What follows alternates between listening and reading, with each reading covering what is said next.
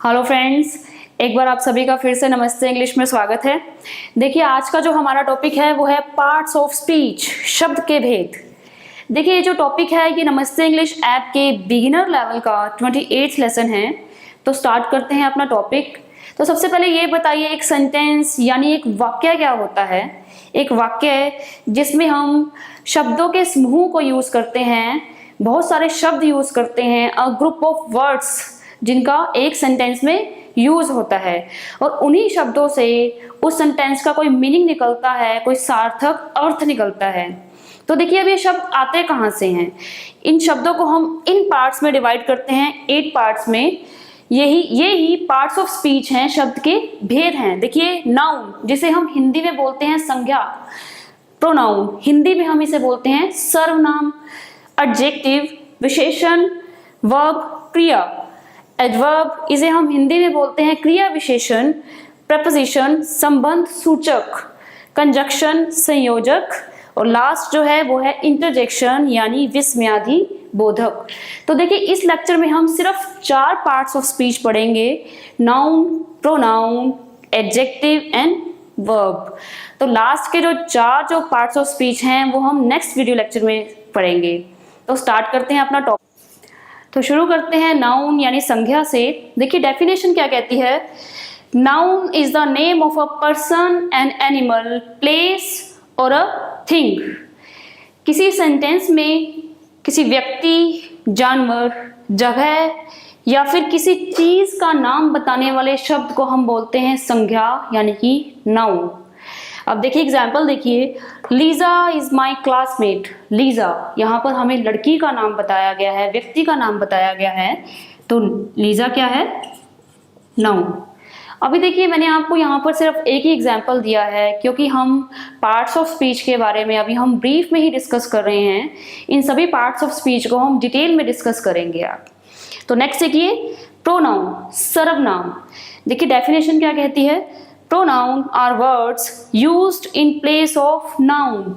संज्ञा यानी कि नाउन की जगह यूज होने वाले शब्दों को हम बोलते हैं प्रोनाउन, सर्वनाम बोलते हैं, जो हम संज्ञा की जगह यूज करते हैं या फिर नाउन के बारे में बताने के लिए जो वर्ड्स यूज करते हैं उसे हम बोलते हैं प्रोनाउन। एग्जाम्पल देखिए, Lisa is my classmate, she is an excellent student.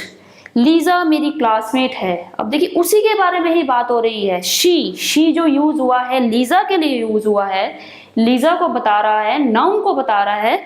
Lisa क्या है, ये है नाउन।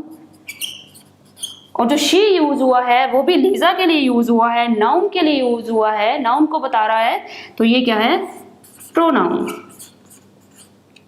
इसी तरह से ही, शी, दे, वी, यू, ये सभी क्या है, ये प्रोनाउन है। तो बात करते हैं एडजेक्टिव की यानी कि विशेषण की। डेफिनेशन देखिए, words which give additional information about a noun और अ प्रोनाउन। किसी सेंटेंस में संज्ञा या फिर सर्वनाम के बारे में अतिरिक्त जानकारी देने वाले शब्दों को हम बोलते हैं एडजेक्टिव। यानी कि किसी सेंटेंस में जब किसी नाउन या फिर प्रोनाउन के बारे में हमें पता चले, उनकी किसी विशेषता का पता चले या फिर उनके बारे में कोई हमें एडिशनल इंफॉर्मेशन, अतिरिक्त सूचना मिले, तो वो क्या है, वो वर्ड्स हैं, वो है एडजेक्टिव यानी कि विशेषण। अब एग्जाम्पल देखिए, वही एग्जाम्पल है, Lisa is an excellent student. अब देखिए, लीजा के बारे में बता रहे हैं कि लीजा स्टूडेंट तो है, लेकिन कैसी स्टूडेंट है, एक्सीलेंट, शानदार स्टूडेंट है। तो ये जो एक्सीलेंट वर्ड है ये है एडजेक्टिव, क्योंकि ये हमें लीजा के बारे में बता रहा है कि वो शानदार स्टूडेंट है, तो ये है एडजेक्टिव। नेक्स्ट देखिए एग्जाम्पल, अ यंग बॉय। यहाँ पर किसी लड़के की बात हो रही है, एक लड़का तो है, अ बॉय, लेकिन कौन है, यंग। यंग क्या है, उसके बारे में बता रहा है, तो ये क्या है, एडजेक्टिव। अब नेक्स्ट देखिए पार्ट्स ऑफ स्पीच, वर्ब यानी कि क्रिया। A verb is a word or a group of words that tells about an action or a state of the noun.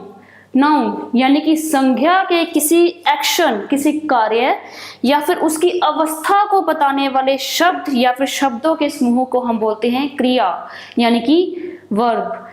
जिस सेंटेंस में हमें किसी नाउन या फिर सब्जेक्ट के किसी कार्य का पता चले कि वो क्या कार्य कर रहा है, क्या काम कर रहा है, या फिर वो किस अवस्था में है, किस स्टेट में है, तो उस वर्ड को क्या बोलते हैं हम? क्रिया यानी कि वर्ब। एग्जाम्पल देखिए, शी स्पीक्स इंग्लिश फ्लुएंटली।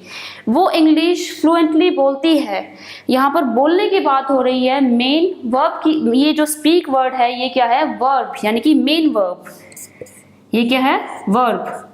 यहाँ पर कार्य की बात हो रही है, वो इंग्लिश फ्लुएंटली बोलती है, तो ये स्पीक क्या है? ये है वर्ब यानी कि मेन वर्ब। अब देखिए नेक्स्ट देखिए एग्जांपल, शी इज एक्साइटेड। यहाँ पर किसी कार्य को करने की बात नहीं हो रही, किसी काम को करने की बात नहीं हो रही, बल्कि उसकी अवस्था की बात हो रही है। शी इज एक्साइटेड, उसके स्टेट की बात हो रही है कि वो एक्साइटेड है, वो उत्साहित है। इसी तरह से शी वॉज एक्साइटेड, वो एक्साइटेड थी, उत्साहित थी। शी विल बी एक्साइटेड, वो एक्साइटेड होगी। यहाँ पर अवस्थाओं की बात हो रही है, तो ये क्या है? इज, वॉज, विल, ये सभी क्या हैं? ये भी वर्ब हैं, लेकिन ये हैं हेल्पिंग वर्ब्स। तो देखिए ये is, am, was, were, will, shall, ये सभी क्या हैं? ये हैं हेल्पिंग वर्ब्स। तो देखिए इस सेंटेंस में हमें मेन वर्ब यानी कि एक्शन के बारे में पता चल रहा है, लेकिन इन 3 सेंटेंसेस में हमें अवस्थाओं का पता चल रहा है। तो देखिए ये थे पार्ट्स ऑफ स्पीच। जो बाकी के जो पार्ट्स ऑफ स्पीच हैं वो हम नेक्स्ट वीडियो लेक्चर में डिस्कस करेंगे। तब तक आप इन पार्ट्स ऑफ स्पीच को समझिए, जानिए। तो मिलते हैं नेक्स्ट वीडियो लेक्चर में। Thank you, bye bye.